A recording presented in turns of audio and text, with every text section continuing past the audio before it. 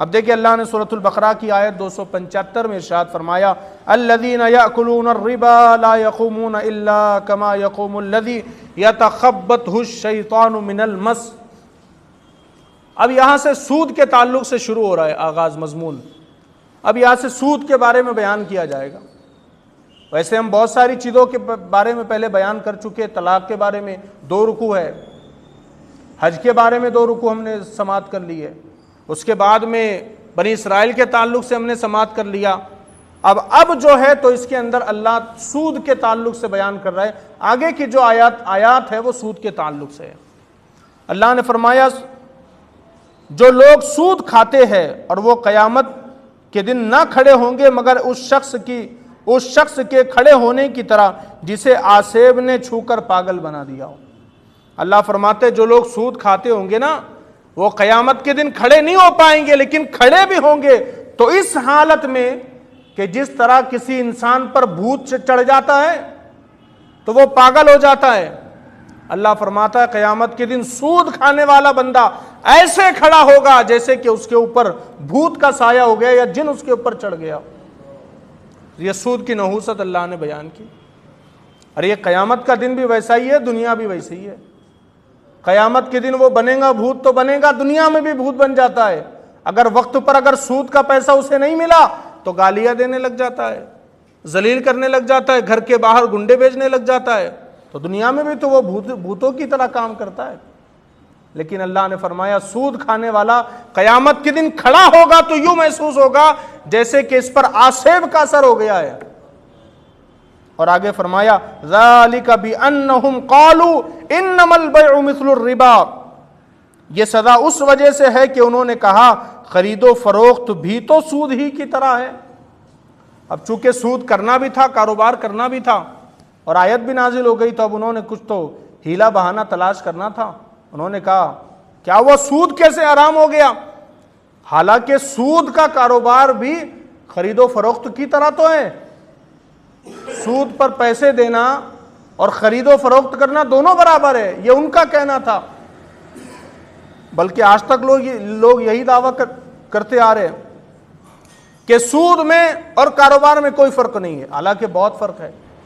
جو بندہ کاروبار کرتا ہے نا اللہ اس کو سکون عطا فرماتا ہے، اللہ اطمینان عطا فرماتا ہے۔ وہ جب بستر پر جا کر کے سوتا ہے تو اللہ کا شکر ادا کرتا ہے، مولا مجھے امید نہیں تھی لیکن تو نے اتنا رزق مجھے عطا فرما دیا۔ جو بندہ کاروبار کرتا ہے حلال طریقے سے اللہ اس کی روزی میں برکت عطا فرماتا ہے۔ جو بندہ کاروبار کرتا ہے اس کے گھر کے لوگ فخر سے کہہ سکتے ہیں کہ ہمارا شوہر یا ہمارا باپ ہمیں حلال کمائی کھلاتا ہے۔ لیکن وہ لوگ کہتے ہیں کہ کاروبار اور سود دونوں تو برابر ہی ہے، دونوں میں نفع حاصل کیا جا رہا ہے۔ لیکن فرق یہ ہے کہ جو بندہ سود کا کاروبار کرتا ہے اللہ تبارک و تعالیٰ اس کے مال سے برکت کو اٹھا لیتا ہے، اس کے سکون کو ختم کر دیتا ہے، اس کا چین اس کے پاس سے مٹ جاتا ہے، لوگوں میں ذلیل ہو جاتا ہے۔ تو دونوں میں فرق تو بہت بڑا ہے۔ اور جو بندہ کاروبار کرے گا، مزدوری کرے گا، وہ محنتی بندہ ہوگا، لیکن جو سود کھانے والا ہوگا وہ آلسی بندہ ہوگا۔ وہ کہے گا کیا ضرورت کام کرنے کی، بیٹھے بیٹھے پیسہ آ رہا ہے۔ تو اللہ نے فرمایا کہ یہ سزا جو دی جا رہی ہے ان کو کہ یہ ایسے لگ رہے جیسے ان کے اوپر آسیب کا اثر ہو گیا، یہ سزا جو ان کو دی جا رہی ہے صرف اس کہنے پر کہ انہوں نے کہا سود اور کاروبار دونوں تو برابر ہیں۔ اب آپ سوچیں صرف اتنا انہوں نے کہہ دیا کہ دونوں برابر ہے، کیا فرق ہے دونوں میں؟ یہ حرام ہو گیا وہ حلال ہو گیا، صرف انہوں نے اتنا کہہ دیا تو اللہ نے ان کو یہ سزا دے دی۔ تو کہنے والے کو یہ سزا ملی ہے تو کھانے والے کو کیا سزا ملے گی؟ بلکہ ہمارے نبی کریم صلی اللہ علیہ وسلم ارشاد فرماتے ہیں سود کے کاروبار کے اوپر اللہ اپنی لعنت کو نازل کرتا ہے۔ اور نبی فرماتے کہ جو بندہ سود سے پیسہ دے، سود کھائے، اس پر بھی لعنت، جو سود لے اس پر بھی لعنت، جو سود دلائے اس پر بھی لعنت، اور جو سود کے لیے وہ کتابت کرے، لکھے، اللہ کے رسول فرماتے اس پر بھی لعنت۔ جو لکھا پڑھی کرے گا نا سود کے معاملات میں اللہ کے رسول فرماتے اس پر بھی لعنت۔ تو کتنا بڑا گناہ ہے۔ اور آگے اللہ فرماتا ہے وَأَحَلَّ اللَّهُ الْبَيْعَ وَحَرَّمَ الرِّبَا، حالانکہ اللہ نے خرید و فروخت کو حلال کیا اور سود کو حرام کیا۔ ربا جو ہے سود ہے، اور بیع جو ہے یہ کاروبار ہے۔ اب جب انہوں نے کہا کہ دونوں برابر ہے تو اللہ نے عقلی دلیل نہیں دی، بلکہ اللہ نے کیا فرمایا؟ تمہیں لگتا ہے دونوں برابر ہے، لیکن وَأَحَلَّ اللَّهُ الْبَيْعَ وَحَرَّمَ الرِّبَا، اللہ نے تو خرید و فروخت کو حلال کیا اور سود کو حرام کر دیا۔ اگر تو مسلمان ہے تو تو یہ نہیں دیکھے گا کہ یہ بھی برابر ہے وہ بھی برابر ہے، دونوں تو ایک ہے۔ اگر مسلمان ہے تو تو یہ دیکھے گا میں کچھ نہیں جانتا، اللہ نے اس کو حلال کر دیا اس کو حرام کر دیا، بات ختم ہو گئی۔ کوئی دلیل دینے کی ضرورت نہیں، کوئی ثبوت دینے کی ضرورت نہیں، اللہ نے کہہ دیا کہ بس اللہ کا فیصلہ، یہ حلال وہ حرام۔ پھر آگے کہا فَمَن جَاءَهُ مَوْعِظَةٌ مِّن رَّبِّهِ فَانتَهَىٰ فَلَهُ مَا سَلَفَ، تو جس کے پاس اس کے رب کی طرف سے نصیحت آئی پھر وہ باز آ گیا تو اس کے لیے حلال ہے جو پہلے گزر چکا۔ یعنی یہ آیت نازل نہیں ہوئی تھی جب سود حرام نہیں ہوا تھا، باقاعدہ طور پر جب آیت نازل نہیں ہوئی تھی اس وقت تک جن لوگوں نے سود کا پیسہ کھایا تو اللہ نے فرمایا کہ وہ تمہارے لیے حلال ہو گیا۔